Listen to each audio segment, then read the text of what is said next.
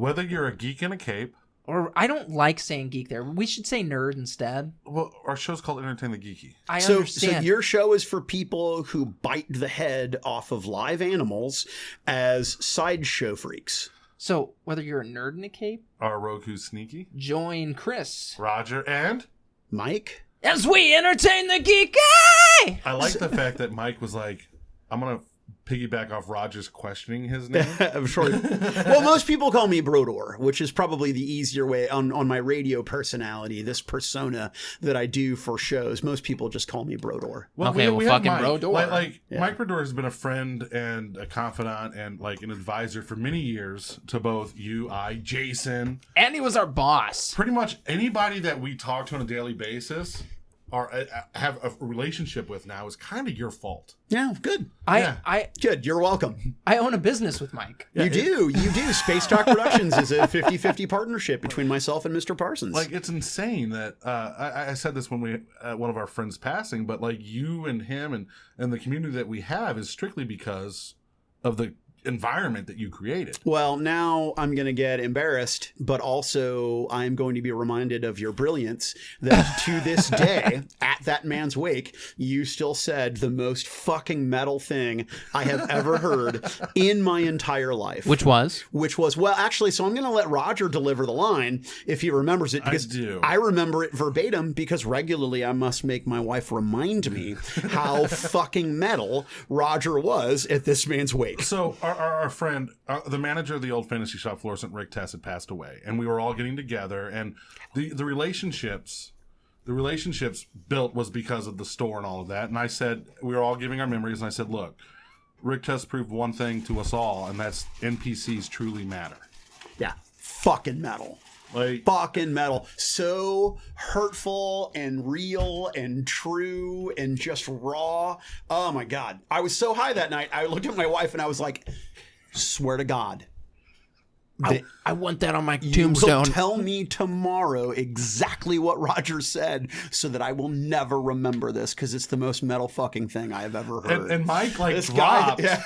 Like Mike dropped and like he was like, that's the greatest thing ever. And then it was his turn and he was like, I got nothing. Yeah, I'm out. He's never at a loss for words, too. No, now I did jump back in and did. go on a whole soliloquy about how Rick was creepy and ogled girls. Which and he was. He was, but he was also a decent, generous guy. Yeah. You know, because he had layers to him. Yeah. Like an onion. Like every person. Like an ogre. Every person has some degree of depth. I mean, he did like the reason you know me as Roger Wayne is because of him. Yeah, Roger Wayne Moss. Yeah, I was like, who's Roger Wayne Moss? The guy sounds like a fucking serial killer. Which is 100% true. Yeah. And they're like, oh, yeah, for sure. And then, met him through the store. And Yeah. And he was a serial killer. And yeah. And then Mike trained me for like a day and said, get the fuck out of my store. Yeah. So let me say this before we get into it, because I know that this is your guys' show, Yeah. but we were talking about things that we're going to address today. So there are two subjects, if I may. Yeah, shoot. One, I think Rosario Dawson is delightful and a wonderful actress, and I'm so excited that she's going to play Ahsoka Tano. Fuck yeah. When I was watching Clone Wars, at first I fucking hated that petulant, obnoxious child. By the end of the series, her story arc was so good. She is my favorite character. As long as I get to see her dance on a rooftop, I'm okay. Clerks callback. Too, Yeah, so I love her. She's a wonderful actress, and I find, not that her attractiveness matters for her ability as an actress. It speaks for her charisma, but, she's not interested in being with me. My understanding is that she came out. Is that real? No, because she's dating one of the Democratic nominees that just dropped out of the race. Oh, really? Yeah. So she's. Oh, I thought Rosario Dawson was into chicks, and I care. She might be. Yeah. Okay. She might be both. She might be bi. both sides. Got it. Yeah. Right. Right on. Good for her. You have a shot. No, I don't, because I'm married. And number one, number two, there is no way a woman of her status and notoriety would be interested in dating me. Mike, all you have to do is dream and dream big. She's not good enough for you. Yeah. Well, I would not let her date you. Yeah, well, how about that? So the point is, the point is, she's wonderful, and I'm super stoked that she's playing that character. Yeah. But she was the night nurse too, and She was. which She is was. badass. She was great. I love her. But We were talking about COVID and how it's impacted people, and Yeah. about how I'm super energized and talky to be in presence with other human beings. Yeah, we are practicing social distancing about 3 feet away instead of the 6. The 6. Yeah, Chris put his dick out 24 times, and that's how we determined how Exactly. far away we needed to be from one another. That's exactly right. Yeah. But COVID is a thing, and we talked about this last week. The quarantine we joked about happening is actually happening. So now's your time to get together, game over the phone, game, guys. Just you've got Do a the month. Netflix party app too. That's There's fucking so many cool as things shit. going on. But Mike, you're a role player. Yeah. Like that is your hobby. That is what keeps you going. I love miniatures, or as I refer to them, toy soldiers and toy soldier games. Most miniature hobby stuff that I do relates to role-playing games and not miniature games. I love board games, but you're right. The storytelling community activity of role-playing games, that's my cup of tea. And you're also one of the people that actually enjoy getting around a table. I do. Like the entire point of this hobby is getting around a table, telling a story, doing things like that. Not seeing other human beings in person socially is driving me fucking mad. Can we cuss on this show? Is that okay? Yeah. Oh, yeah. This isn't Well, nerd news. hey. So okay. I cuss so much. On I know. news, So we're Jason's was like, we're recording, or we're recording this promo for Conniving Cooks, and Jason's like, yeah, I had Mike on the show. I'm like, I know, that's really awesome. He's like, did you listen to it yet? I was like, I haven't yet. And he's like, you need to listen to it. I was like, oh, it's good. He's like, it's good. He's like, but I had to put a disclaimer on it because there was so much profanity in it. And I was like, that's fucking awesome. That's so Mike. The worst part is that I really tried. I was like, okay, that's my 4th F-bomb. And he goes, no. Yeah, no. No. I was on Nerd News, I dropped it one time, quickly apologized, and Jason's like, "It's already fucking over. Let's just go." Yeah. But yeah, no, we're an adult-oriented show. 18 over is what we're supposed to say according to Jason. No, Fuck we it. have to put a explicit content thing on Which it. we have talked about streaming ropes of jism flying across the room on this show. Yeah, I mean, if you've not caught on at this point, you're doing something you wrong. can't- But you can't I say- don't. You don't have to actually label it. What? You don't have to label that. They give you the option to check the box. So I can tell you for a fact that I know Jason has a specific listener who reached out to him and said, hey, I like the fact that this is family friendly and that I may listen to this show while my daughters are in the car. Then good for him. Don't listen to my episode, Mr. Sisson. Well, you know what's so funny is, God damn it, Ken, you son of a bitch. I've done Nerd News with him before, Yeah. and I was like, man, fuck that. Yeah. And he's like, dude, I'm trying to like tone that down on the show, and I'm like, man, that's fucking But stupid. that's his show. That's and like as part of the company, we were like, Jason, this is your show. No, we did. Do whatever the fuck you want to do. We were like, do it how you think it's going to be best, and he is. And He is is. killing it. So how would you guys feel if the Influence Foundation hired Jason as an actual employee?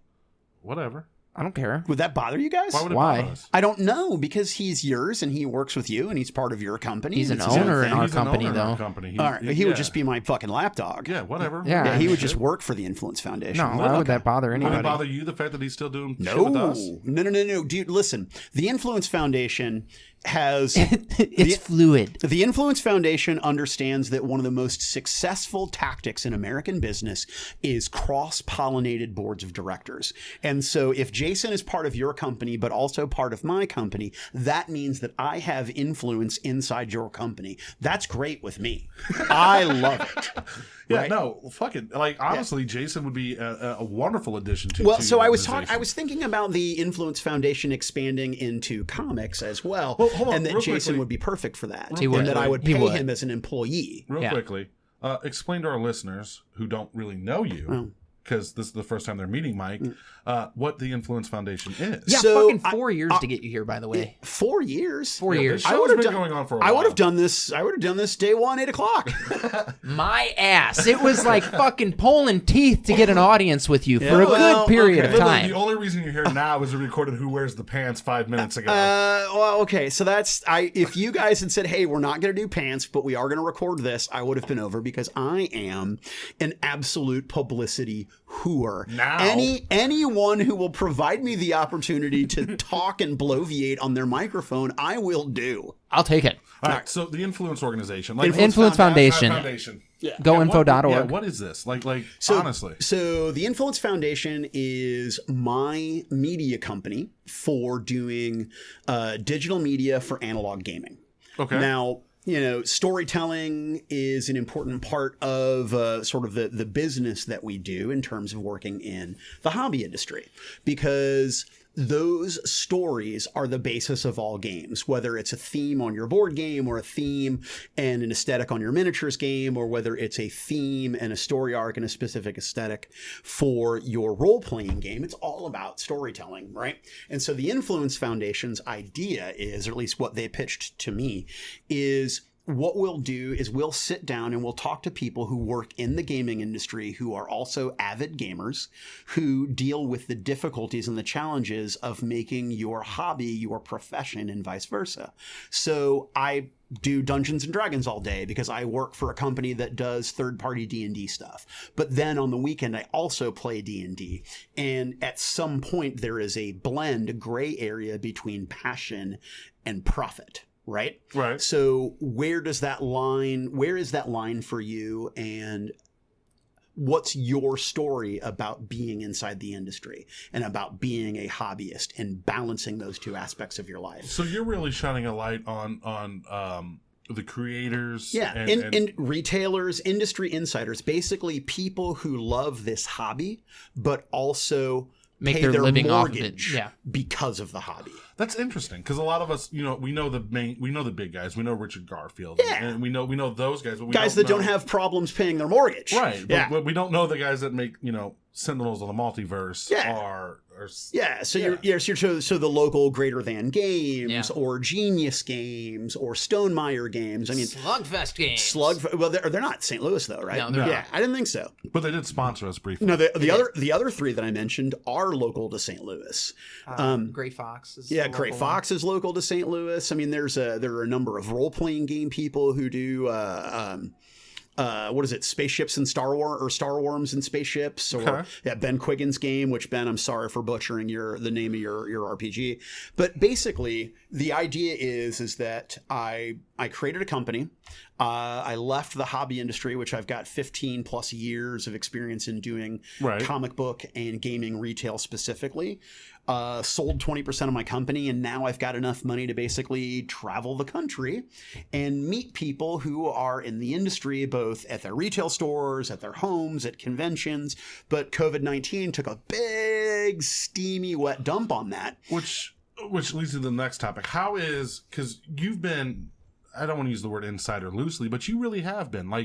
Like your position at your old retail job was like you were the insider. You were dealing with companies and you were dealing with manufacturers. Well, so when I worked and when I was at the fantasy shop, that was true. My tenure with the miniature market, that was not the case. But let's go back. You were the events coordinator there, though. Is there some point where you guys will allow me to link this episode to my website? Go ahead. To cross promote? I'll give you the audio file. Cool, great. Go ahead. I would love that because Jason's going to do the same thing for Nerd News, and Dan Repperger at Fear the Boot's doing the same thing with the episode we did. First off, like no bullshit. We love you, Mike. When I hate human emotions. Shut up and listen. We love you. We want to make sure your new thing gets out as quickly as possible. My endeavor is exposed. But also, this is exposing ourselves Sure. to a lot of Now on the flip side, this is cross-pollinated boards of directors. Fear the Boot it has a wide audience. They're way bigger than us put together, multiplied by a factor of 10. Exactly. Yeah. But no, but you were like you've talked to these distributors, you've talked to these manufacturers. Sure. How is COVID and more importantly going to affect us? And Jason and I talked about this on Nerd News, which this will be, I don't know, the 15th time I've mentioned it between the two episodes. Yeah, no, absolutely. So at the Gamma Trade Show, the concern is that a lot of the big names didn't show up. Because of the absence or because of COVID. A lot of companies didn't show up because they were concerned. Wizards of the Coast, or the Watsies, as I like to call them. Watsies. The Watsies didn't show up because Seattle is a hotbed of COVID activity. That's bad. Yeah. So they didn't show up. So then retailers decided to cancel. Other exhibitors are canceling. So the hall looks very empty because they took what was going to be a relatively full hall, spread it out to make room for the exhibitors that did show up, but also spread it out for social distancing, which made it look destitute. It made it look empty. Part of the reason we're going to make this announcement really quickly, we were going to launch Conniving Cooks Kickstarter May 5th. Yeah. Due to the COVID outbreak and the quarantines are happening, we are pushing that back to a date later to be determined. Part of that decisioning came from, I saw your Facebook picture of Gamma with one person in the hall, and I was like, shit. Yeah. Now, to be fair, that was like 3:30, 4 o'clock in the afternoon on the second day. It's fucking Gamma, though. No, it's true. Well, and here's why. People were going home. It was just like Sunday, the last hour and a half, 2 hours of the convention floor, the exhibit hall at Gen Con, right? People were going home. They realized that there's not really anything going on Friday. So there's no reason for me to stick around for Friday. This hall's dying. People just started to go home. They started to wrap up and close early because there was no one there. Now, the big concern about COVID was all of the different areas that it is going to impact in the production and sales chain of a game. And the real big paranoia that Dan sort of uncovered from Dan from Fear the Boot is that it's the life cycle of games that are going to suffer, right? Because your game goes into production, you go to Gamma to try to get distributors to carry your game. Right. You go to Gamma to see what new games are out there the distributors are talking about, what's independent out there, what's the industry news, what are the products that we're going to be excited about. But now what we're looking at is how COVID is going to impact if we don't have Adepticon, which is not, Adepticon was supposed to be this coming weekend. I was going to Chicago to meet people and interview and do exactly what I did at Gamma, but to a larger degree because I was bringing my podcast and my recording rig. Well, Adepticon got canceled. Well, I know people here locally that are designing a miniatures game that was getting released at Adepticon. So now what? Games Workshop purportedly was going to make some big announcement at Adepticon. Not going to happen.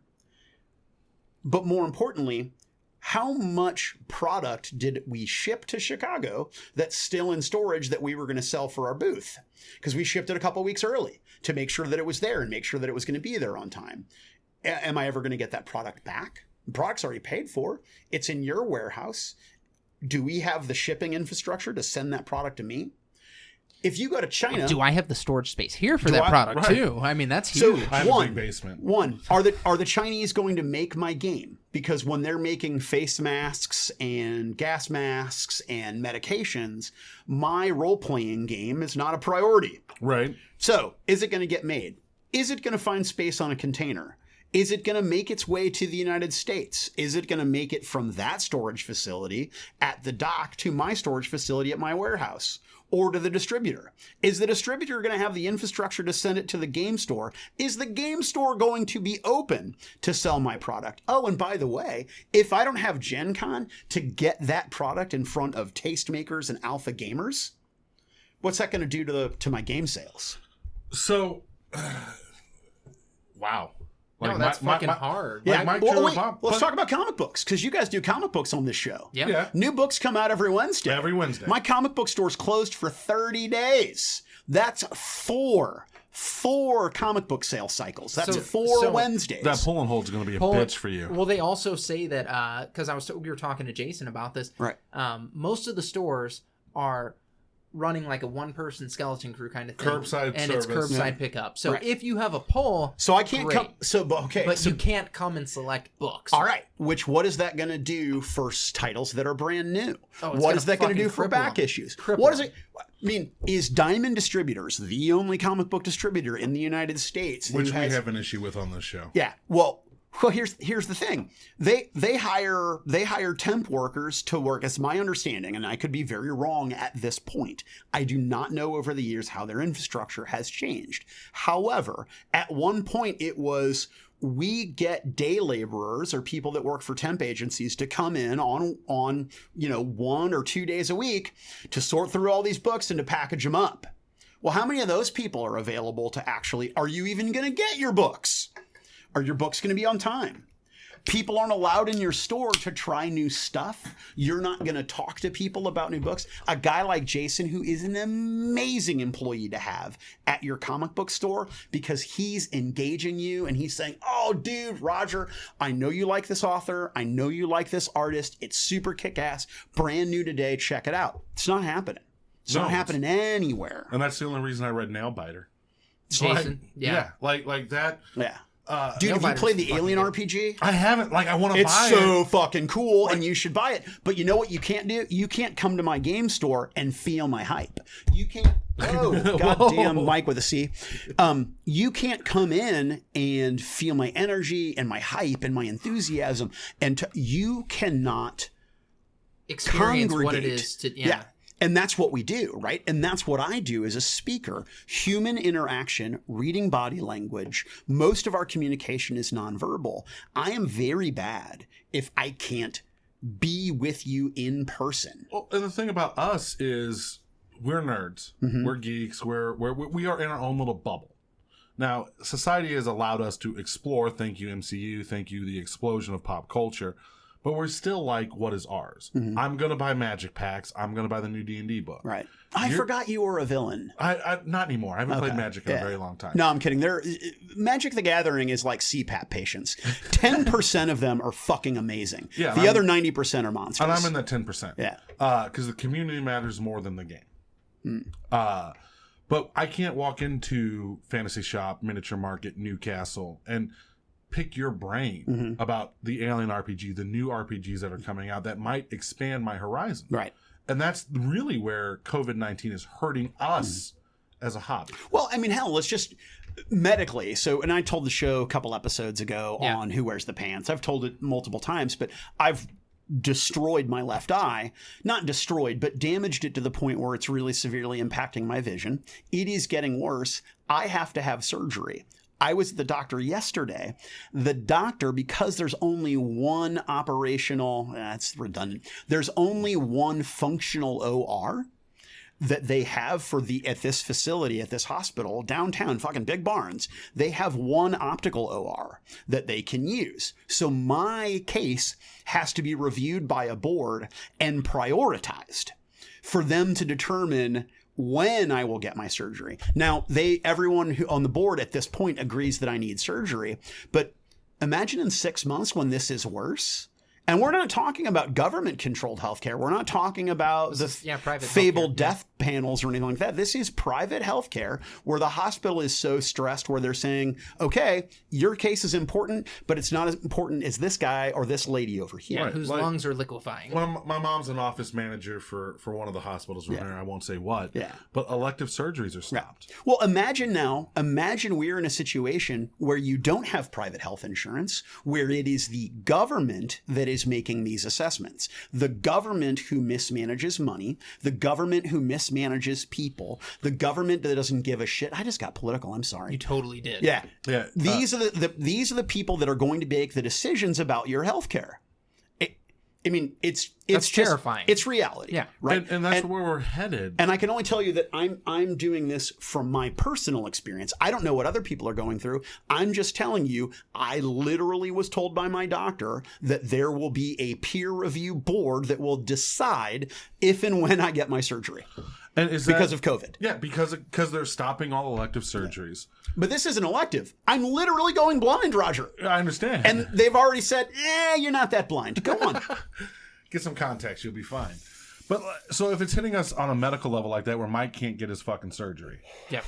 It's hitting stores like Fantasy Shops doing curbside only. Yep. North Central Hobbies announced today that they're only going to be doing curbside service, which for North Central Hobbies, they're not like that clips their fucking wings. Right. For Fantasy Shop, you have pull and hold customers. You have customers that you know are going to get their entertainment. Are you still doing special orders? Like, can I call Fantasy Shop and say, hey, will you order this for me and call me when it comes in, and I'll drive by and pick it up? Which they will. Right. Because that's an advantage that Miniature Market, they're not doing it. Yeah. No, North Central Hobbies, though, is you walk in to buy a jar of paint. Mm-hmm. and you see the new model on the Yeah, shelf. no, it is an impulse sort of buy. Exactly. It's not, yeah. And that store, I honestly, and we've had Bill on the show before. Yeah.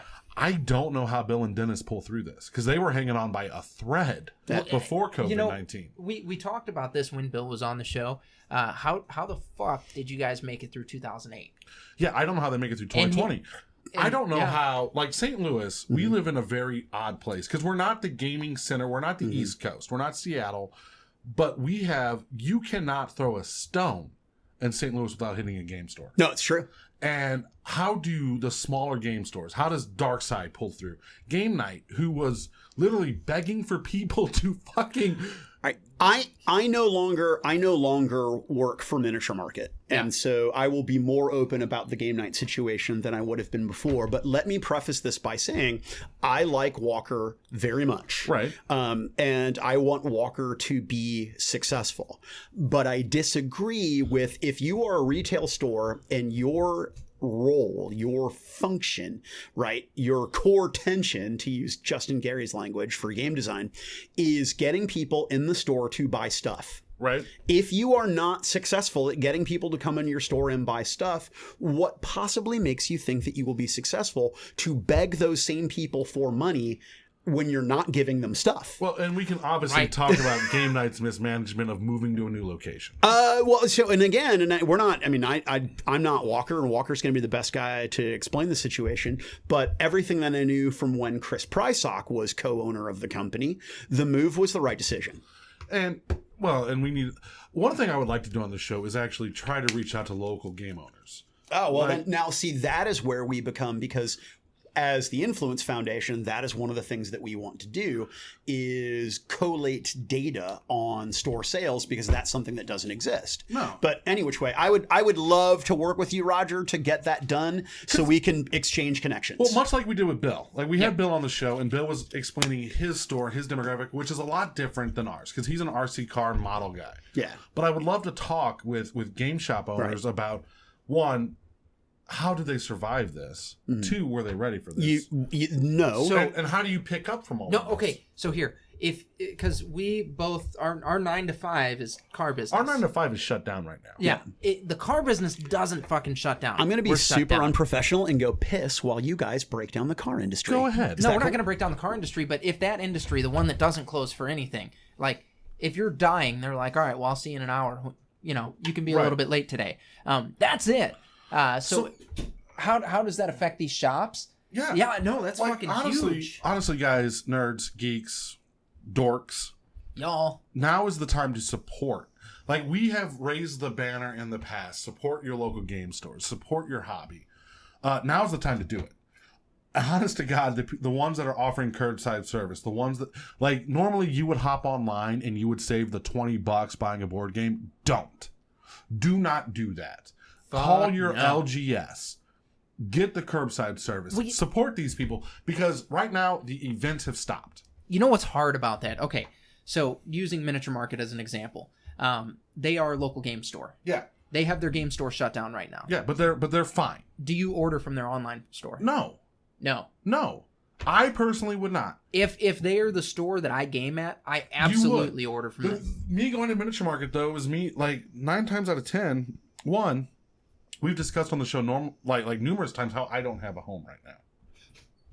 So I would walk into Miniature Market with the pretense of I'm going to find something I don't know. Yeah. Now, you're gone. Mike's gone. I really have no desire to go there. And I love Miniature Market for what they do. Right. But I don't have a home right now. Yeah. For the ones that have a home, for the ones that normally would go to that store and you would spend your $20 on Magic cards, but you're still going to order the board games online because they're cheaper, don't do that right now. Now, fucking for sure do that curbside pickup. Fucking spend the extra $20. I disagree. As a former Miniature Market employee, Miniature Market's website is still functional. Their warehouses... I just said that. Oh, okay. Yeah, no. I just beat that drum because I was like, if that's your store, continue to order from them. Yeah, they'll mail to you. They do free shipping over $100. If it's a local store. Yeah. But this is one of the things that's wrong with the fucking industry, because if you exclusively shop in game at Miniature Market, by God, keep them going. Yeah. If you're one of those people, though, that you go to Newcastle. You go to Newcastle and you buy your Magic cards there and you support them by doing the local events, and that's where you go to game. Don't order the board game. Order it from them. Do the curbside there. They need that right now more than that $20 But you're this gonna is save. so. This I'm is sorry, Mike. I know this spits in your capitalistic viewpoint. this is because this is something that we've talked about on the show, and I've talked about with Mike on Who Wears the Pants. It is so fucking important at this point for you local stores to have an online presence. And if you opened up online ordering, you would be doing yourself a profound service. Jesus, I'm drooling and shit. And you would be doing your customers a service, and it would help to bulletproof you a little bit in times like this. A week ago, Chris and I were talking about how great it would be to be quarantined because we get to play more D&D. And we're going to play more D&D. We're going to play more role-playing games. But is that wise? Is it wise in the situation for us to risk infection to play a fucking game? I'm of the opinion, yes. Yes, but and I posed that question like I was in the anti-camp. Let me ask you a question. Like, I'm gonna stop you.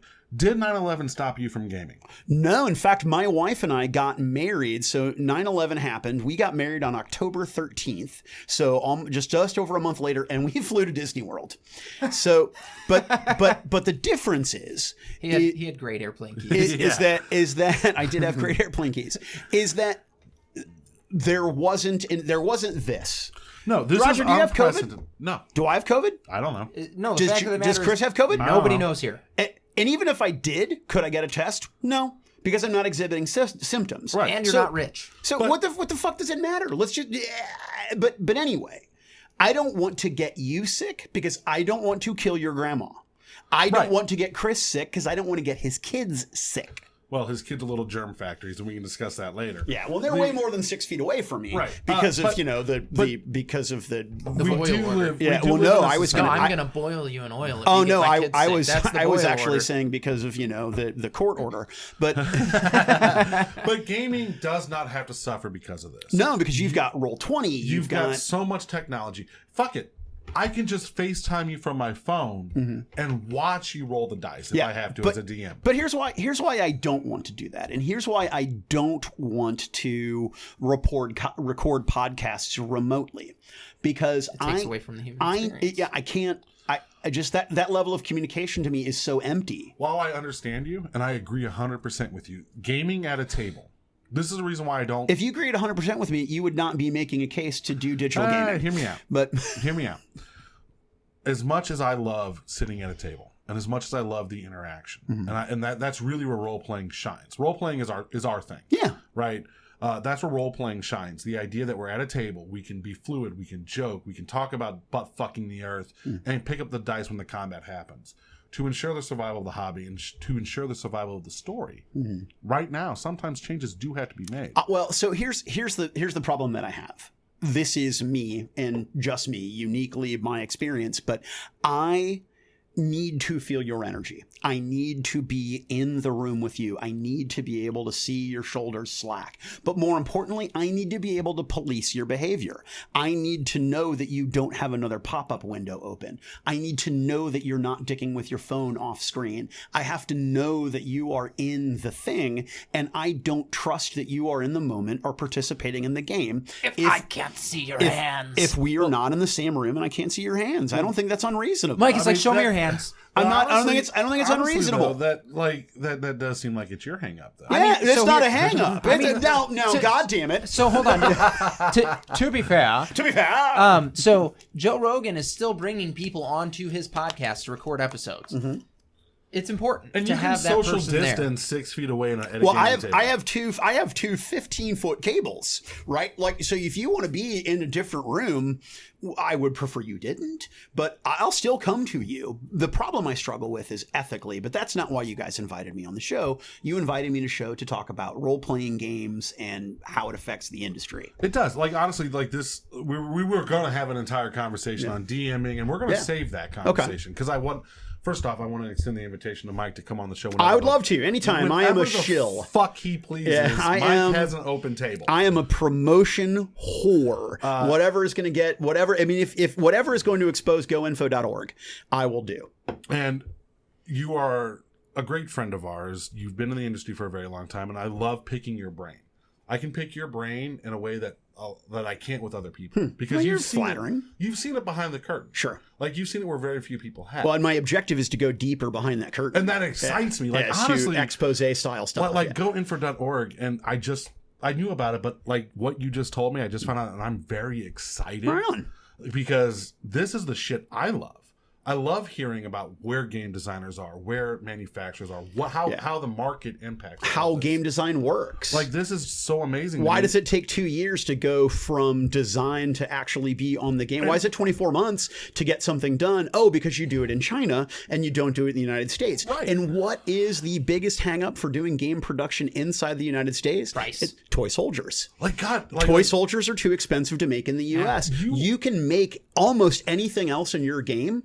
You just have to have somebody do the work to find the places and consolidate the production, or go to a company that does it all. Right now, nobody does toy soldiers. Which is why when we were talking about Conniving Cooks, where we're going to print is truly decided on the Kickstarter. Right. If it becomes more financially responsible for us to print in China, we're going to. But Chris and I have made an effort to make sure that This is American. This game will be printed in America. You can produce a card game in the United States profitably and not have it take you 2 years to get to market. And that's what we're working on. And it all depends on the Kickstarter, all that stuff. But our goal is to be an American-made product, to print in America. But like you're just a wealth of knowledge and more than just the insider of the gaming industry, because you've been a gamer for so long. Yes, I love this hobby. I love it. I just want to pick your brain. Like I literally want to have like a 3-hour conversation with Mike on just picking your brain. Well, if you pick a subject and fire. Right. And like, you just do your thing. So I am extending you this, and this has never been extended on this show. Mike Brodeur. It has never been extended. Like Officially, no. Officially extended. It's happened. On the air, I am telling you this. At any time you want to pull up a chair and talk with us, you are welcome. I will move guests out of the way. I will make sure that you shut up and listen. You have an open invitation on this show. And I think Chris agrees with me on this. No, absolutely. I mean, here, if Jared Leto's going to come on the show and you're going to interfere with that, I will kick Jared Leto out. Yeah. You're out. Jared Leto will be here. Listen, Jared Leto, listen, Chris, I love you, but fetch isn't going to happen. You're wrong. So stop trying to make fetch happen. It's just not. You don't fucking lie to me. It's just not going to. You Fetch don't is not. fucking Okay. lie to me. When Jared Leto shows up at your house and says, "Hey, Chris, I'm ready to record an episode of whatever bullshit you do," that's the day that Christina Hendricks comes to me with a complete bald eagle and said, "Hey, by the way, your wife is right here, and she says it's okay for you to fuck me." Not the While same. she records. Not the same. Yeah. While Not she the same. records. No, you can't. I can't have that level of shame and inadequacy be recorded, Roger. I cannot have that. It's okay. You have to so you can remember it. No, Yeah. no, I will remember. Just like Holly's perfect vagina, I will remember. There's very few things that I could commit to memory, to recollection, but that is one of them. So let's go optimistically here. How bad is this going to get? Optimistically, 30 days, everything's okay. We stop having these situations where people are getting better and then dropping dead, which is a thing that's not getting reported a lot, but is fairly common. In fact, somebody in my brother's church got sick, an older guy for sure, but got sick, got better, fucking died. Boom, done. But how does it affect the hobby? Optimistically speaking. Best case scenario, 30 days from now, things are back open. And game stores are still open. People are hurting financially, but nobody's closing their doors. Now let's talk realistically. We know how game stores operate on a razor thin margin. Yeah, realistically, what happens is 30% of them die. Yeah, is that realistically, I think that if we can survive, because the economy we can't do more than a month of being locked up in our houses. People are going to go fucking nuts. I mean, I'm going to go crazy, and I've got food like 4 days. and water, and people are going to go crazy. But more importantly, people are just they're going to give up. They're going to realize that I can live without this hobby. I don't need to have my comic books. I don't need to buy this many role-playing games. I don't need to be part of this community of 40K players. There will be attrition. You will lose fans. People are going to stop doing the hobby. But more importantly, game stores that are able to weather this storm, at least initially, if we start to atrophy fan base, if we start to atrophy product that will close doors. Now, I would be remiss to just make up numbers and decide, oh, well, I think X percent, but it will have an adverse impact both on the fans' participation and on the store's income, for sure. So one thing we talked about What you got? last week was the fact that Black Widow has officially been pushed out. Yeah. Pushed out? Yeah, pushed out. They've canceled the release date. Okay, so they've delayed it. Suspended. I'm sorry. Yeah, They suspended. don't know when it's going to come out. I didn't know the verbiage. A lot of movies are going to Onward, for example, which you guys should watch. It's fucking fantastic. a lot of movies are going to fuck it. We're not doing theaters. We'll do VOD. $20, you buy it. And all that things, which is cheaper than taking a family of 4 to the theaters. No. We Right. talked about that yesterday. Yeah. But how does... Yeah, why would I take a girl who's not going to fuck me to a movie theater and buy her dinner when I can pay a girl the same amount of money Right. who is going to let me drill her in the shitter and then Right. and then deliberately not call me? Which we prefer. How does... But so you would know this more than me and Chris, and we've talked about how movies impact the culture. Mm-hmm. Like you tend to see more of a spike in Avengers sales when the Avenger movie comes out. You see these things. Does the MCU and does these movies that we've come to enjoy impact the stores as much? Yes. And Yes. pushing them back is going to damage. Yes, it will. But if you are a comic book fan, particularly of the DCU and the in the Marvel universes, understand that the amount of money that those companies make, that DC and Marvel make selling you your comic books, is insignificant when compared to the multimedia money they make from doing cartoons and films and toys and underpants and everything else. Is that those comic books are an opportunity to advertise the hobby, to advertise the DCU, to advertise the Avengers. What they want is they want you to buy toys from Target and they want you to buy movies and download things. Those comic books, they're necessary. They're a necessary factor in the equation, but they're insignificant by comparison. Which leads a couple weeks ago, Jason and I had this conversation because AT&T/Warner is talking about possibly closing down the DC printing side. Mm-hmm. Are they really? Yeah, if this new event doesn't, it's all rumored. It's It's speculation. It's rumored, solely. but they fired their CEO. Are they going pure digital? Because here's the opportunity. No, that was the conversation Yeah, we're having. Is, right. Here's the time. They're talking about shutting down their publication arm entirely. So we didn't know what it meant. Regardless of COVID? This was before This was COVID. Whoa, pre-COVID. that's awesome. Okay, now I'm in. Oh, you've got me. I'm hooked, Roger. This was the conversation they were saying if the new 5G event, which is their new DC relaunch. You and I both know that comics relaunch since the 90s. This reminds me of the 5G. Years. This is sort of peripherally links to a 5G conspiracy theory that I've been watching videos on. But anyway, Interesting. Go ahead. Yeah. So Warner Brothers is discussing in the fact that if this event is not successful, shutting down the publication arm of DC Comics. So they're saying we're going to launch a New 52 style event. Correct. I'm just saying that for my own, and I know New 52 is old. Apparently, for my own reference point, we're going to do a big event, and if it's not successful, we're just going to stop making comic books. That was the rumor that was going It was around. a rumor. This is not. It has gained traction, so we're going to go on this rumor bandwagon here. Okay. Apparently, the 5G event, talking with Jason and his ideas of what's going on, is it's much like Marvel now. Mm-hmm. So they're passing the torches on. Batman will no longer be Bruce Wayne. He'll be XYZ. Wonder Woman's going to be so-and-so, And blah, then blah, blah. as a cynical reader and a cynical person in general, my first question is, how long is it before Bruce Wayne is Batman again? About it's a year. It's a short period. It's About like a year. 1 to 2 years. Unless they shut down the publishing arm. Now, let's add COVID-19 to Well, this. and those fucking dickless coward cunts. And then if Bruce Wayne's not Batman anymore, when they make a goddamn Batman movie, I sure as fuck it's going to be Bruce Wayne. Oh, it definitely will be. And that's the thing You is, fucking cowards. The publishing you arm, fucking cowards. The publishing arm is not going to fucking change their media arm. Yeah. Why? Robert Downey Jr. just is in talks now to return as Iron Man. Like, this is happening. There was never a time where there weren't talks about him being Iron Man. No, like they're let's talking be about him coming perfectly clear. back for the fucking Disney Plus bullshit. Yeah, but- just like he's supposed to make a cameo in Black Widow. Whatever, Who fucking fucking cares? Who fucking cares? I'm That's tired what- of that's Robert Downey Jr. as Iron Man. I love it. I think he's brilliant, and he can Yeah. be Iron Man until the day I die. Right, Yep. and he was. Agreed. His story is over. He And died. I'm still not dead. You're not. I'm but not you dead. can go back and you can rewatch Iron Man. There's one thing I know about comic books, professional wrestling and soap operas, people come back from the dead. They do, and God damn it, MCU, do not do this. Oh, everything's getting undone, we've got man. snippety snappies there. Yeah, we can do whatever we want. Look, You know what? I'm And when it doesn't work, we'll relaunch everything. We'll reboot the Avengers with all new people, and you'll fucking buy it, Roger. You'll buy it. I won't. The absolute testament Time to out. that was fucking Tom Holland as Spider-Man. Time out, Chris. I have said this numerous times on the show, and I meant it from the day I said it to now.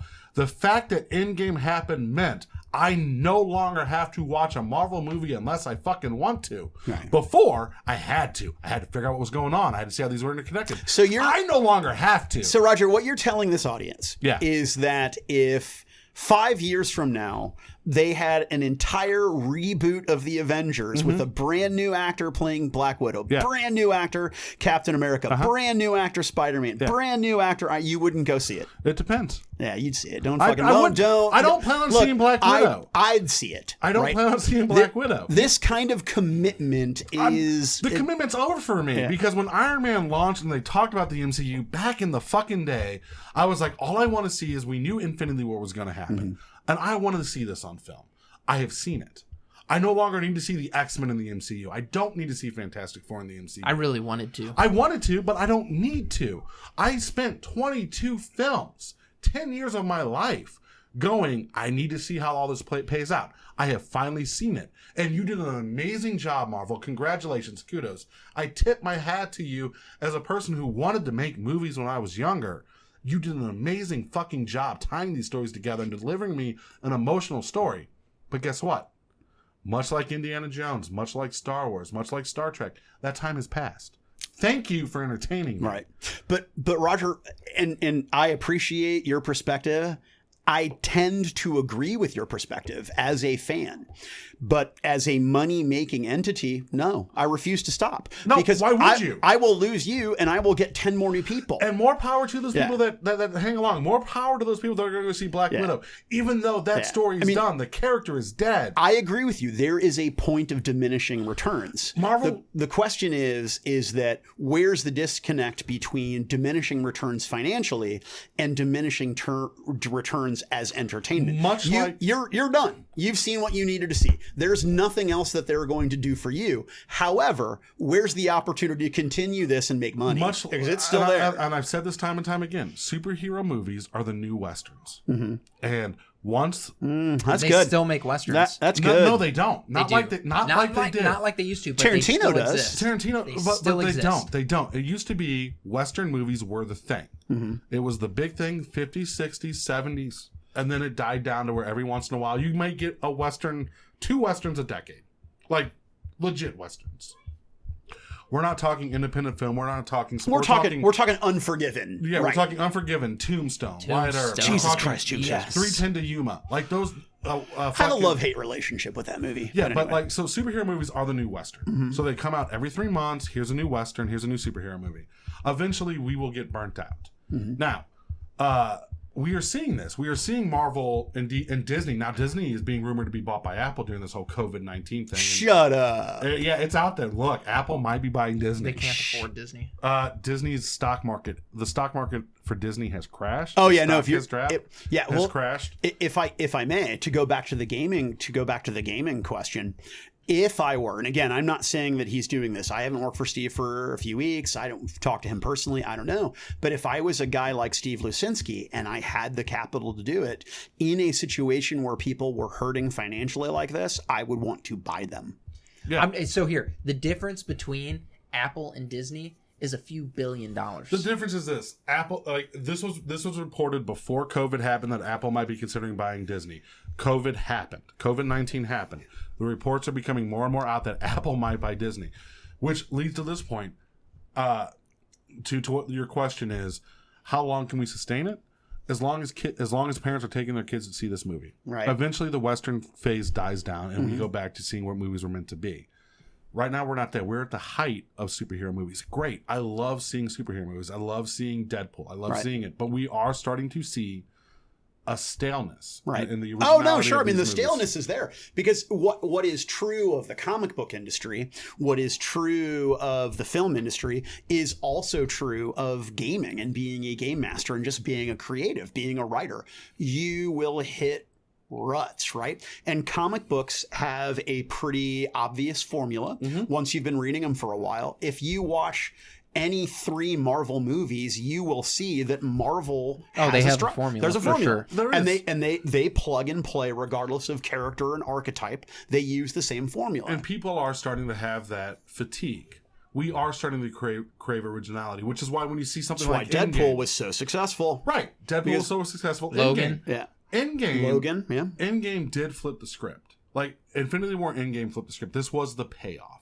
This is what we had spent a decade of our life building up to, and it paid off great. Did it? Because how much of it will be undone? A lot of it. Yeah, Fuck. And that is why the payoff was not good. But- because it will be majority reversed. Like I said last week, the biggest payoff was, oh my god, the death of Iron Man, where I kind of want your opinion on this, Mike, where I said Iron Man's death really wasn't that tragic. He proved to us in the first Avengers that he's willing to sacrifice his life for the greater good. The difference was this time it ended. Now, Elizabeth, the one that I've been talking to, brought up a different point that I hadn't thought about, which is now, before in the Avengers, he had nothing to live for. It was save the world. Why is it then when you're putting your penis in someone, we I refer haven't. to it as talking? I haven't put my penis in this. Okay. in this I've been person. talking to Mike recently. Yeah, I've been Yeah. talking to this chick. Yeah. What does that mean? I've Literally- been talking literally to him. talking and Okay, texting. right, so, but you're- I have my penis has not entered vagina. Okay. Conversing. hasn't They've been happened yet. conversing. I'm hoping on dinner night it might change, but penis not entered vagina. We were talking about Infinity War over the phone and Endgame, and she brought up the point that I hadn't thought about was Iron Man, when he sacrificed himself in the first Avengers, had nothing to lose other than money. I right? fucking said this last You week. shut the you fuck cunt. up, you hairy-lipped son of a bitch. Dickhole. Go on. And she was like, look, he actually had things to lose now. He had a kid, he had a wife. Oh and my God, I he fucking knew what hate the you. sacrifice was. And the I sacrifice had fucking hate impact. you. Yeah. Oh yeah, It makes no, sense. that's exact. Guys, go Here, listen to that here, why don't shit. you guys talk amongst yourselves real quick? I'm going to do the unprofessional thing real quick. I literally brought this up. Did last you really? Week. Oh man. Did he not give you any credit for it? No. He didn't bring that up. Bullshit. Go listen to the recording, motherfucker. I edited that. Now, You're is welcome. this like that other story that he was telling earlier where where he stretches the truth and all of a sudden where you get that sort of sheepish face down smirk on your face where you're where you're called out, but that's you're why going to I continue to dig legitimately your heels in. exploded. That's total bullshit because I totally fucking brought that up. And no, I remember the conversation that I had that Delightful. evening as well. So disagree on that. The one bullshit. Now I did say I'll fucking take Roger with me, and I think that was where he was like he's gonna take everybody with him. However, doesn't matter. Take them with you in what context? Like when you go crazy, you're taking everyone with you? Just Roger. Okay. Everybody else has too much to lose. Roger. So is this the format for this show? Since this is the first time we've been on, we just hang out and we bullshit about stuff. That is Awesome. literally. So I feel like we should talk about role-playing games since Roger's in the bathroom and that's what he wanted to talk about. okay. So what do you want to talk about with role playing games? So the challenge now, and if I could bring it back to what I was saying earlier about being sort of derivative of yourself and having a formula. Yeah. I do that very much as a game master, and one of the things that I want to do as a game master is try to expose myself to different audiences to find out what different audiences like, because I have a very specific game mastering style that as a general rule will work for most of my friends but doesn't work for everybody. Okay. So one of the things that I like to do is, I'm sure that most writers do this, where they'll have an idea and they'll basically workshop it. And something that I've always wanted to do is travel to conventions and run the same one shot over and over and over with different people to try to refine it, like a comedian does their act or does a bit. Yeah, it's a social experiment. Yeah, that's what I want. That's one of the things that I want to do At Fear the Con. with Fear the Con, with all the conventions that I want to go to, assuming we still have a convention season this year. Interesting. I obviously I just came back from the pisser. Yeah. So imagine, Roger, you sit down at a table with people that you don't know and you run a game. And then the next weekend you sit down with 6 more people whom you don't know and you run the same game. And you continue to refine and build that thing develop like your an act. storytelling. I have, for every game I run, there is a certain adventure for every game that is the same adventure. Like for Deadlands, I run the same adventure as an introduction. Right. Zombies are going to raise. Right. For D&D, it's this killing goblins, saving the princess type thing. And every time I sit down for a one shot, no matter what system we're going to run, I have a game that an adventure I'm going to run. Okay. And you saying that, like, just hearken to me. Like for me, it's not refining. It's I want to see how other players are going to react. I want to know where you are as a group. That is something that I have never done as a game master. I have almost never run a repeat session. Yeah, I always have like the introduction of a game. No matter what system it is, no matter what game it is, I have a adventure for. I will run that adventure. Now, it may not impact the campaign later on down the road. It might just be because we're just sitting down, we're just playing. Figuring out the players, figuring out your character. Figuring out your characters, figuring out the system. Because I want you, when we sit down and actually start the campaign and we're getting deep into storytelling, I don't want to go, okay, well, this is how you do this. We want to have the normal things figured out. So I just run a one-shot. So you can get comfortable with your characters, comfortable with the rules. But that, that right there, that harkens back to like 70s D&D fucking tournament bullshit. Yeah, and I love it. Oh, see, I don't want to do, sort of a character folio meat grinder bullshit. No, you don't want to run the fucking. But I do want to run, I do want to run the same Savage Worlds game or the same Dread game or the same Alien game or whatever for different groups of people, so that really the mechanic aspect is the thing that becomes rote, becomes second nature. Right. And all I can do is really focus my efforts on adapting my game mastering style, adapting my storytelling style, but also exposing it to different minds, because different audiences are going to respond different ways to certain elements of the story. So do you think that's what's done when they do like a new campaign book for D&D? Oh, it's got to be. You would think that. Yeah, that has got to be your playtesting stuff, is that you sit down with different groups of people. Yeah. Okay. We've got 100 different people. We're going to run 5 and at a time. Grind it out. Yeah. Now there's a pretty interesting business opportunity in here that I won't get into because it's really Dan from Fear the Boots idea. So I don't want to fucking mow his lawn. But cut that grass. Yeah. There's a cool opportunity here. I mean, in a perfect world, what COVID would do would get people who are storytellers and writers and creative types to recognize their value. Because in a situation like this, the people who do interactive storytelling entertainment are the people that are going to keep us fucking sane. No, they're valuable. Well, that's a bunch of artists are fucking doing live concerts. Yeah, live concerts, streaming live comedy shows. Yeah. Just being out there and staying engaged is important to the livelihood of your business. But also, it's important to my livelihood and my sanity as a fan. Yeah, I need gaming in my life. I need to be. Now, my wife and I, we play a lot of 2-player board games, and I got no problem with that. But I'm gonna need role play in my life. So, how old are you, Mike? Just 45. 45. 45. Right. Don't look like a day over 35. You don't. You look very young. You look very sexy. Thank you very much. I've lost some weight recently. I went to the doctor. I was only 200. I was 201. I would let Chris take you in the mouth. That's how sexy you are. Nice. Thanks. Yeah, I would suck your dick with Chris's mouth. How long have you been gaming?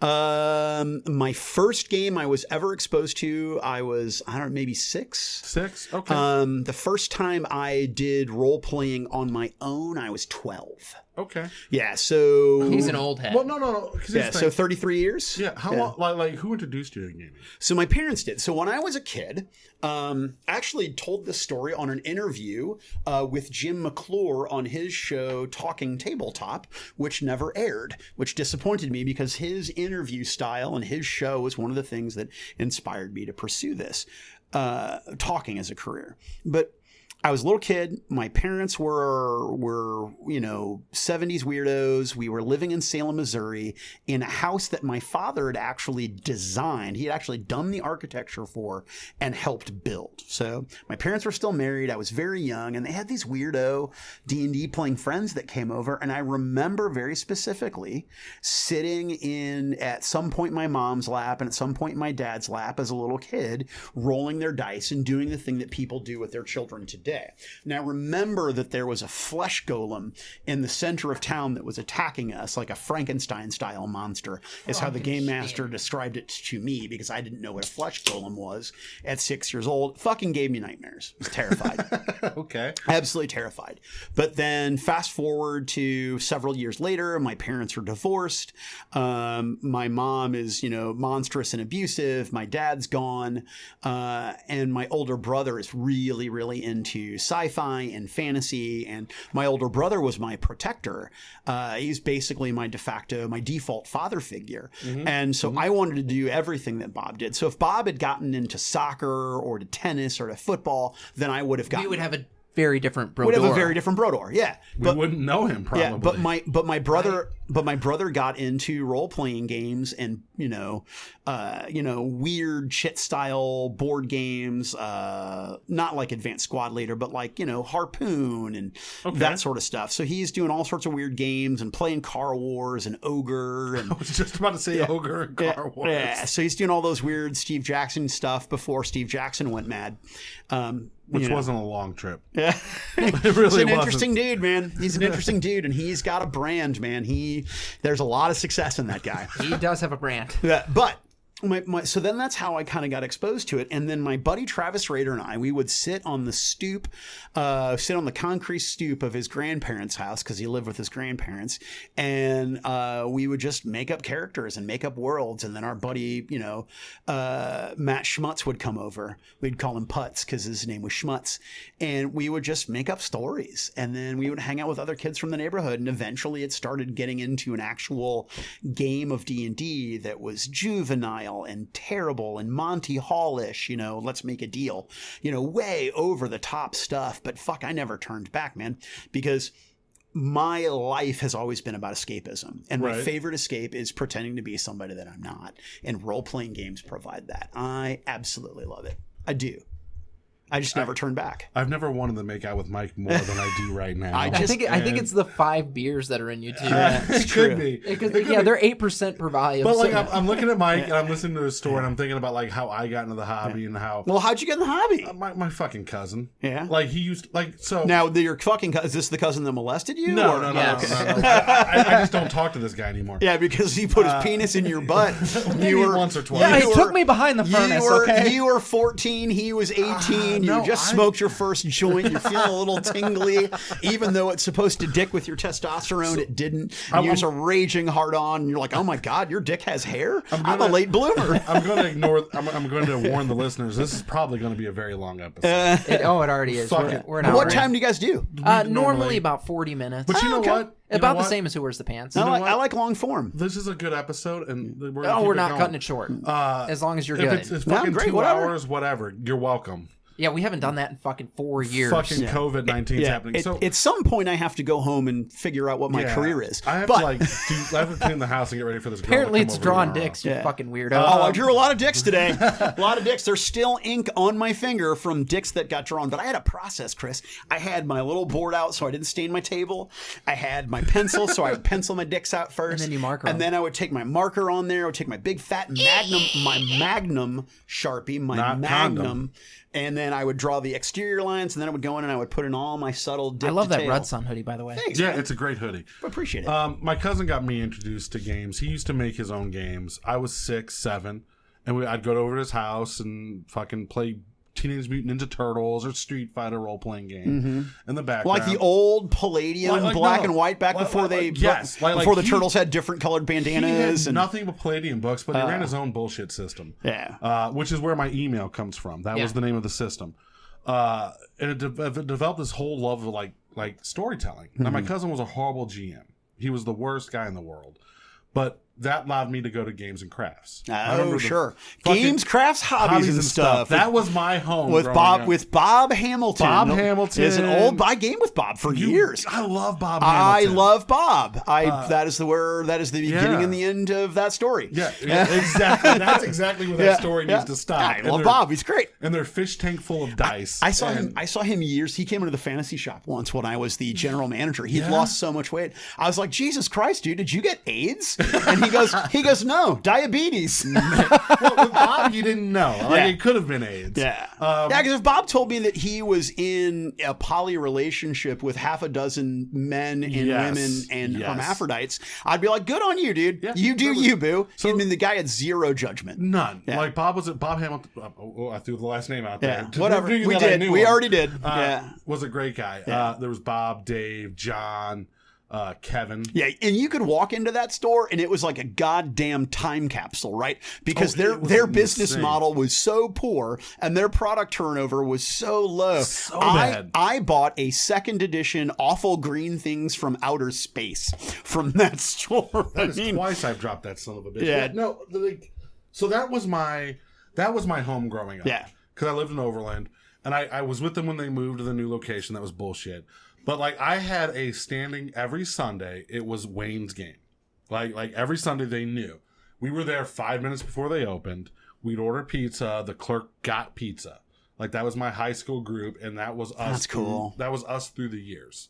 And that's shit when you're young and the internet's not a thing. It wasn't a thing. Like, it was very, very cool. small. So much better. So jealous.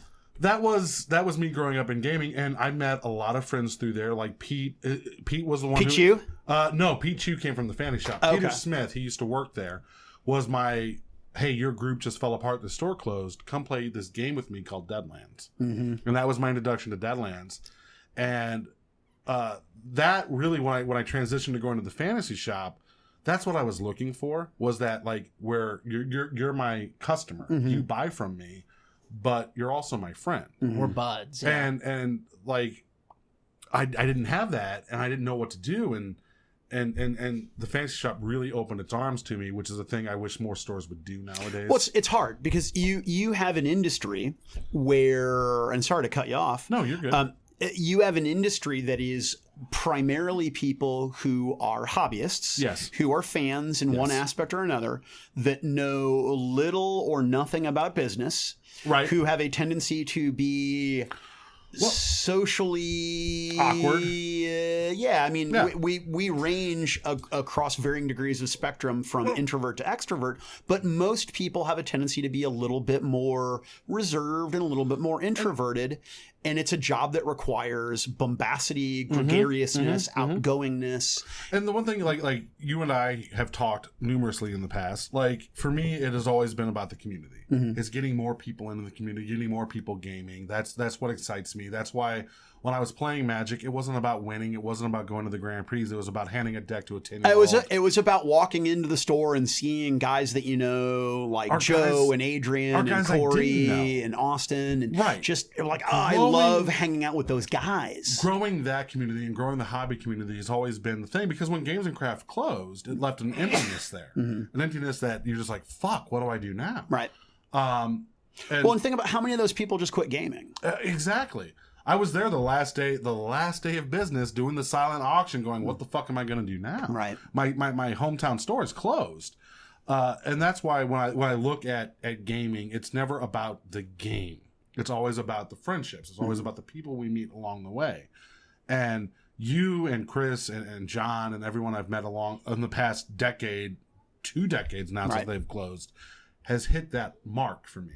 Whereas the game is important, and it is what solidifies us, but the community, the friendships, the how do we tell a story together matters a lot more than what did I roll. No, that's interesting. No, and the result or the outcome of the roll is not as important to me, but I'm very, very different about my gaming.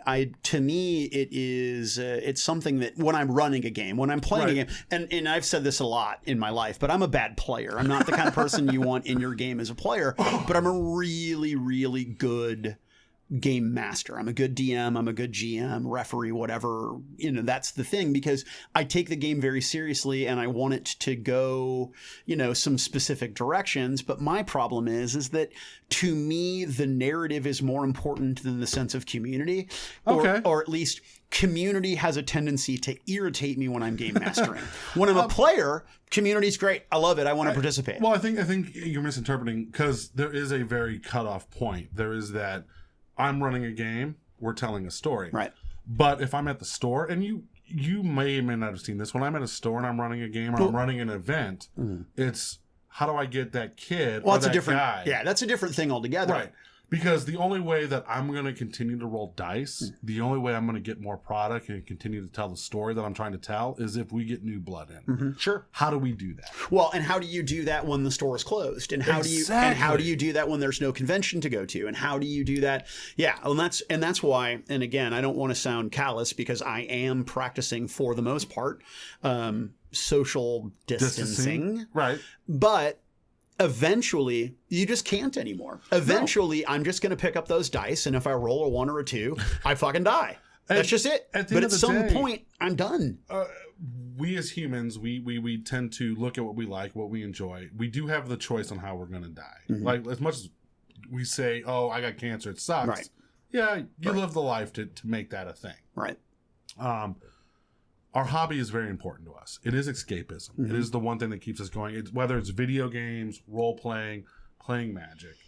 And this COVID-19 thing has made it to where we have to adapt. We have to figure out, as geeks, how do we keep the small companies in business? How do we keep our game stores in business so we have a place to go on Friday nights? Right. We're going to get through this. Yeah. Well, I'm very much of the opinion that there is a movement inside the gaming hobby industry. Now, when I say gaming, I mean board games, card games, role-playing games. I mean gaming in general. But I think, and it's not the first time that this has happened, and it certainly has happened in comic book history, but there is a movement to question the necessity of distributors. Why am I not sending product directly to game stores? Why am I not sending product directly to consumers? Which is a fair assessment. The thing is, I can say this is distributors. I know some guys that work at Southern. They're great guys. The work they Southern do is hobby amazing. games, Yes. hobby distributors. Yeah. Yes, they're great guys. I love the conversations we have with them. I love the relationship I have with them. But on the flip side, you're just the middleman. Sure.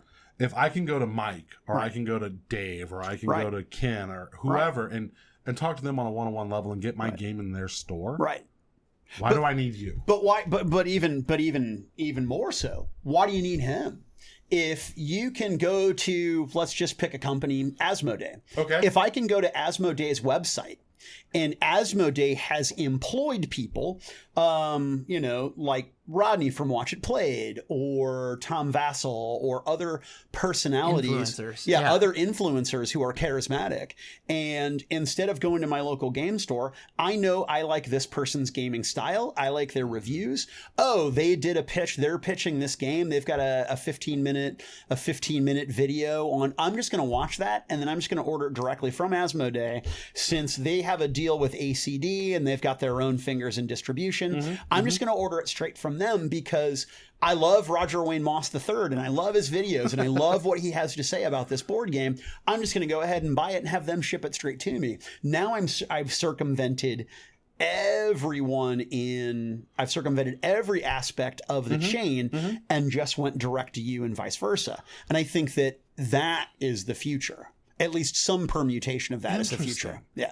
So that means localized hobby shops no longer matter. I think it's true to an extent. Why do I need a local hobby shop? Now, browsing. Let me speak out of the other side of my mouth. Yeah. I think that brick and mortar retail will always have a place. Yeah.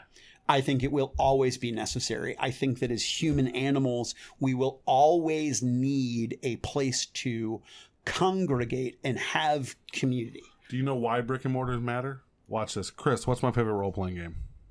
Doesn't matter. No, seriously. I'm asking you. What is my favorite role-playing game? Savage Worlds. No, it's not. You Savage fucking Worlds asshole. or Deadlands. It's Deadlands.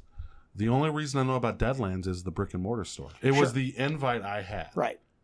to join this game. Sure. And because that's the way the system works. But if you are hungry and desperate and you need to find something to occupy your time to give you that escapism, I believe that you will seek it out in whatever avenues you have to seek it out. If you did not have the game store as an option to seek that out, where would you seek it out? I don't know. I haven't had a game store since, how long has it been since Florissant closed? Well, they moved. Closed. They moved. They fucking closed. Yeah, why did they shut down and open a new store in Creve Coeur? Yeah, How long ago has that been? Years. 3-4 years now at this point? I mean, it happened after I left Fantasy Shop, but not that long. It was 3 or 4 years ago. So I haven't had a home for 4 years. And I haven't expanded So whose choice is that? It's mine. Okay. Like, I've been to different stores. You've seen me at Miniature Market. I've been to Newcastle. I opened a Pull and Hold. It's just, as a gamer, when your home closes, it's very hard to find a new one. It's hard to find a group, and once you have a group, if that group disbands, it's hard to find another, and it's hard to find a place you feel comfortable. The only people that have profited of that shop moving is Schnucks, because on my way home, instead of stopping at the Fantasy Shop, I still pull into Schnucks to spend an hour. And that's why guys like Brent Goad can't come, because they're not comfortable. They're not comfortable enough to let go, and it's hard to do. It is. Yeah. So yeah, for me, it's like new games. I can't tell you the last new game I bought. I don't know.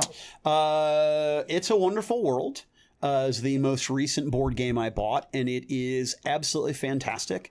If you have the opportunity to play it, you should. It's basically 7 wonders with a little bit more structure and actual tangible resources that you have to pick up and assign. Brilliant. See, I just bought Jaws. What's that? Yeah, I saw that on your shelf. I really want to play it. For me, like, honestly, the last new game I played was Gloomhaven, and that was like 3 weeks ago. I have Gloomhaven. I haven't cracked it open. It's like Descent on Crack. I need to get fucking Gloomhaven. You don't. You do. You don't. It's supposed to be the next. It's the number one game on sex. It is. It's the number one game on Board Game Geek. It's fucking Descent on Crack. Descent has a lot of issues. Hero Quest. Descent is Hero Quest on crack. Yeah. Gloomhaven is Descent on Crack. Well, I like crack. So apparently you do. I'm pro crack. So what if I wanted it on meth? Then you need to go Mech Warrior. I don't know what to tell you. I mean, honestly, but that's where I'm at. As a gamer, as someone who loves this hobby, I think you and I have talked, and like, you've looked deep in my soul during this conversation. I've been in gaming since I was 6 years old. I have been around the hobby. I've seen the ebb and flows. I saw the market crash of the 90s on the comic book side. I saw D20 both rejuvenate the hobby and kill it. The D20, the T20 Gold Rush, and the and then D20 demise. The crash that happened very shortly after. Gaming is a very important part of my life, and I don't know how we move on past COVID-19 as a hobby. Well, if I can risk sounding like a bigger douchebag than I already am, storytellers have always had power, right? Yes. Since the advent of language, people who can fabricate worlds, people who can create fiction, and people who can do it in a compelling and convincing way will always have power. They're always going to have influence. The question is that what does that look like 6 months from now for this industry? I don't have any idea. I can speculate, but, I don't know. And honestly, here, I'm going to sound like a bigger douchebag. Are you ready for this? Yeah. Maybe COVID-19 is the best thing for the hobby. Maybe it is time we hit the reset button. So basically what you're saying is that we need to have a disease that's going to take a new plague. All the OGs, all the grognards, the original gamers, the people that established this in the late 60s and early 70s to fucking die so we can, okay, Zoomer. No, I don't mean that, but maybe it is time that we realize that the old way of doing things, the fact that we haven't had innovation. No, you're right. That maybe D&D, maybe WotC, maybe these big companies that have taken over the hobby, maybe it is time for us to realize that they started as independent retailers. Look at what D&D started out as. Gary Gygax started out in his fucking garage. And we've had a few success stories along the way. And it's changed. Yeah. Now you have to go through a committee. You have to make sure your game is going to be successful. I do need to throw out a little love to that Dave Arneson guy. Whenever we talk about D&D, Dave gets shit on. Dave does get shit on. He just gets forgotten, like he's passé. Like, was he there? Was he even a real person? He didn't create Blackmore. He doesn't matter in the sense of D&D. Yeah. But maybe it is time. Maybe it is time that the market and we as gamers reconnect to the fact that what made this hobby so special was two guys sitting down and doing what they love. And we've allowed big companies, big corporations, Fantasy Flight, WotC, Hasbro, I don't know, they're one of the same, Avalon Hill, all these companies have merged together and pretty much taken over the industry. Well, and Asmodee North America definitely continues to assimilate stuff. Yeah, and I'll be honest with you, Asmodee, if you decide to buy EG Games, we're probably going to let you write that check. Yeah. But maybe it is time that we realize that this hobby was started by nerds, and it wasn't 100% about profit. It wasn't about making a way to retire. Well, it was about doing what we love and getting it out. Yeah, well, that's really it, is taking your art and balancing profit versus passion, and which one is more important to you, and paying service to both. And the reason that's really the goal, is to have a good product that people want to buy. Well, and the reason Chris and I started EG Games was there was this game when I was a kid called Ebola Monkey Hunt. By Placebo Press. It was fucking $10 a copy. I remember.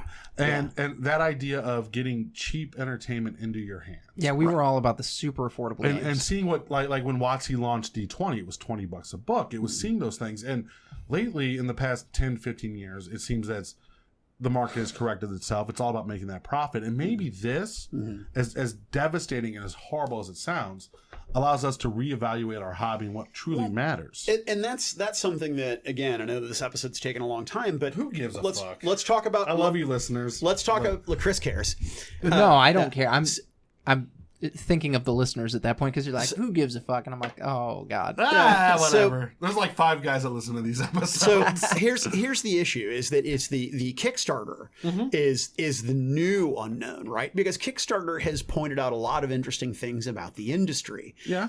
Again, I don't need investment from a company. No. I don't need AEG or Asmodee or whomever to make my game. I can make my game. You can. And I can send it directly to the consumer. But you can't get it on the store shelves without that support. Right. So I have a successful Kickstarter. People will find me. Right. People will go to their game stores. They'll talk to their buddies. They'll find my game. It happens. Here's where Cards we're Against at. Humanity is the perfect example. Well, fuck Cards Against Humanity. Here's where we're at as a company. Now we're going to get a little behind the scenes here. Right. Our Kickstarter launches. It's successful. Or your Kickstarter delays and everybody waits 3 months and everyone launches their Kickstarter at the same time and your game gets lost in the shuffle. Hold on. We're going with happy thoughts.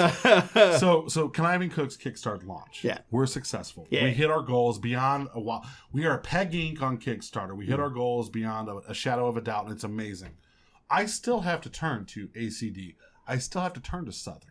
I still have to turn to the distributors and go, look, I need you to get our game in Dude, stores. there's a million games. Why am I carrying your game? Exactly. Yeah, no, fuck that. Your game. There's a million. I can't afford to carry all the games that are on the market. At what point do I turn, like as a game designer, as a game manufacturer, turn and go, all right, fuck you distributors, fuck you ACD, fuck you Southern. I'm calling John Perks. I'm calling Miniature Market. Do you have the time and inclination to do that? Right. And that's the or do you do what Cards Against Humanity did and say, God, we're so successful. Even if you want to carry my game, fuck off. You don't get to carry my game. Cards Against Humanity buy it from me or buy it from Amazon. Right. Cards Against Humanity wasn't like that for 5 years. They were like, hey, look, we took apples to apples and made it perverted. Ha. I hate Cards Against Humanity. You can hate it, but the business model worked. Real quickly, it's great. Here's why I hate Cards Against Humanity. You took a creative thing about apples to apples. I made this great wholesome game, and here's me telling a dirty joke. And you're like, let's take out the creativity. That's why I hate Cards Against Humanity. So you don't get to be suggestive, is what you're saying. It's just blatant. Well, but you have the opportunity to play the game however the fuck you want, right? Right. And honestly, I mean, I've played that game with plenty of people where I've been drunk enough where I'm like, no, you need to listen to me explain why this shit's funny, right? And I'm okay with that. And if somebody else wants to advocate for their choice, I'm okay with it too. But you know. It's a fine game. As a former retailer, I have opposition to some of the decisions and practices that those guys made. But by the same token, as a business person, whatever. They made a lot of money. Yeah, They made a lot of money, and Well, they do you know captured who lightning in a who bottle. got to distribute their game? It was fucking Target. Yep. Yeah. That's brilliant. Yeah, why would I worry about Alliance or ACD or Fuck Peach them. State If or I can anybody send it else? straight to Target. Hey. And guess who shops at Target? Everybody. Every fucking buddy. I'm stopping at Target tonight to get chicken breast candles and some things to make sure that my night Lube tomorrow and goes- condoms and right. Yeah.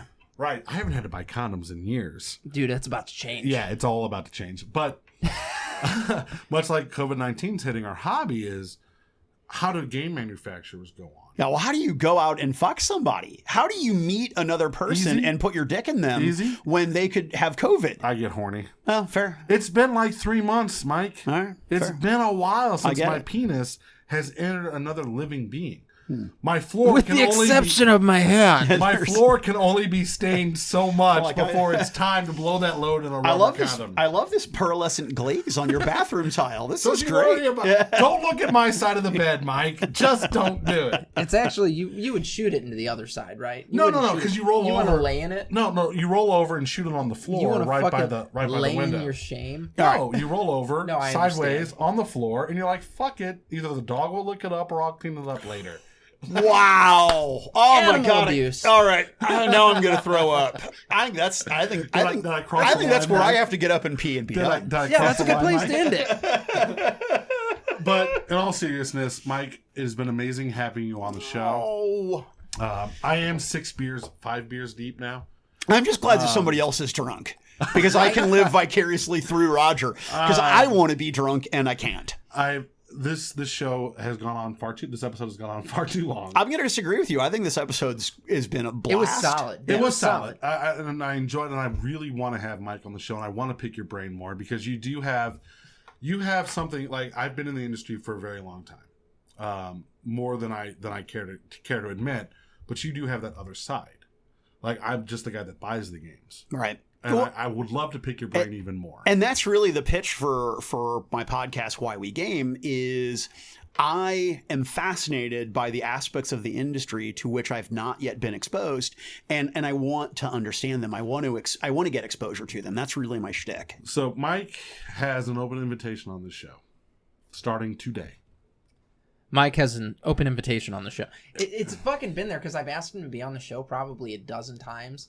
And oh my I God. forgot how cool I was. When we started the show, Yeah. I was like, dude, I would love to have you on it. And you're like, dude, I'm just really busy. Yeah, Busy. I was a busy fuck off. No, fuck off is right. Fuck off. Fuck off. You know what? You can take the standing ovation or whatever invitation and shove it up your ass. Time out real quickly though. To be fair, Mike, I To do be own fair. your copy of Deadlands. Oh wow. And I want you to sign it. Though you've already signed it on the back and Brodeur. Yeah. I want an official Mike Brodeur signature. I would absolutely do that. So you bought it from a fantasy shop? I bought it game from an auction. Wow. Yes, Too funny. yes. That is cool. After I had sold my original Do you know who has my collection- L5R stuff? I have no idea. You know who has my L5R No. stuff? Me neither. And that pisses me off. I want my first dead L5R stuff back so bad. Like I'm it's so insane. ashamed of myself for getting rid of it. Next time we have you on the show, you and I are gonna. I'm sorry, Chris. When Mike is on the show, you're gonna shut the fuck up. We're gonna have a It's conversation. like, I'm going to go brush my big chiclet teeth. I'll be back. I'll be good looking in We're the gonna other have a room. conversation of our favorite role playing games and why that is. Okay. Oh my god, I'm excited. For Systems, worlds, both. We'll All do of the categories. above. Top 5 Because- worlds, top 5 mechanics. I'll leave you to like this. I will run L5R. I will never fucking play that game. I will play L5R. I will never run. See? L5R is the only game I'm a good player. I'm a horrible player because I'm like, fuck you. I'm all Western. Let's go. Yeah. Nice. All right, guys. Go ahead, Chris. Do Yeah, your thing. guys, go to entertainthegeeky.com. It's there. You can find all of our social media links, fun articles, and good stuff like that.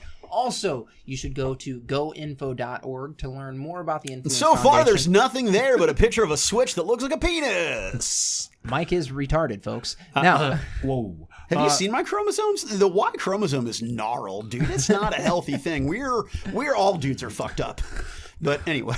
Also, guys, check out Board Game Bros. Matt and Jeff are doing an amazing job over there. They're digging into board games in a way that I can only imagine as I sit there and wet dream. Conniving Cooks, Kickstarter, coming soon. Date to be TBA, determined. yeah. We told you May 5th a while ago. Hey, end of the world happens. Not our fault. We did shoot a video. It was amazing. Big shout out to all the guys that helped us out. You guys were amazing. Thank you so much for that. Check out Nerd News, and always like, comment, subscribe. Hit us up on Facebook. Ronnie Cobb, you've been amazing arguing with Final Fantasy. I love it. If you guys want, you can listen to more of me and Mike on our show, Who Wears the Pants? Which I was a guest star this week. You were. And you can hear Roger on Who Wears the Pants Which was podcast great this because week. Roger got to tell us about divorce and dating. It Yes. was really fun. Fucking magical, right? Guys, Chris normally says this, but hey, stay safe and Stay geeky. see ya. Stay geeky.